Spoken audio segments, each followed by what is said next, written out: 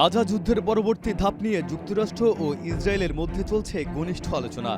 মার্কিন president Donald Trump ও ইসরায়েলের প্রধানমন্ত্রী বেনিয়ামিন নেতানিয়াহুর যৌথ পরিকল্পনার অংশ হিসেবেই আলোচনায় আসে গাজায় আন্তর্জাতিক স্থিতিশীলতাকরণ বাহিনী পাঠানোর প্রস্তাব।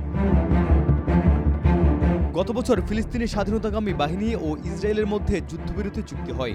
সেই চুক্তির দ্বিতীয় ধাপ বাস্তবায়নের প্রস্তাবিত অংশ হিসেবেই গাজার একটি আন্তর্জাতিক বাহিনী মোতায়েনের কথা বলা হচ্ছে, যেখানে বিভিন্ন দেশের সেনারা দায়িত্ব পালন করবে। তবে সেই আন্তর্জাতিক বাহিনী নিয়ে স্পষ্ট আপত্তি তুলেছেন নেতানিয়াহু। সোমবার ইসরায়েলি সংসদ নেসেটে দেওয়া বক্তব্যে তিনি জানান, গাজায় তুরস্ক ও কাতারের সেনাদের কোনোভাবেই থাকতে দেওয়া হবে না। নেতানিয়াহু বলেন, তিনি এবং ট্রাম্প পরিকল্পনার দ্বিতীয় ধাপে রয়েছে।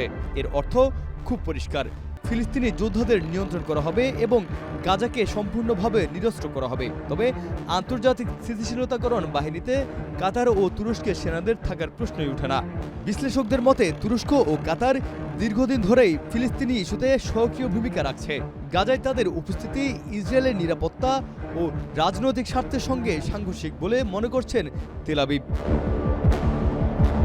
এদিকে গাজায় যুদ্ধবিরতি, স্থিতিশীলতা ও মানবিক সহায়তা নিশ্চিত করতে আন্তর্জাতিক সম্প্রদায়ের ভূমিকা নিয়ে প্রশ্ন উঠছে। আন্তর্জাতিক বাহিনীর গঠন নিয়ে মতভেদে থাকায় দ্বিতীয় ধাপের বাস্তবায়ন নিয়েও অনিশ্চয়তা তৈরি হচ্ছে। গাজা নিয়ে ট্রাম্প নেতানিয়াহু পরিকল্পনা বাস্তবায়ন কতটা এগোবে আর আন্তর্জাতিক বাহিনী কোন দেশগুলোতে ভূমিকা থাকবে তা এখনও অনিশ্চিত।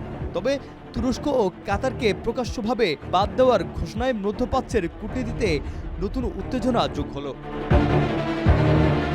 নিউজ ডেস্ক, মাই টিভি।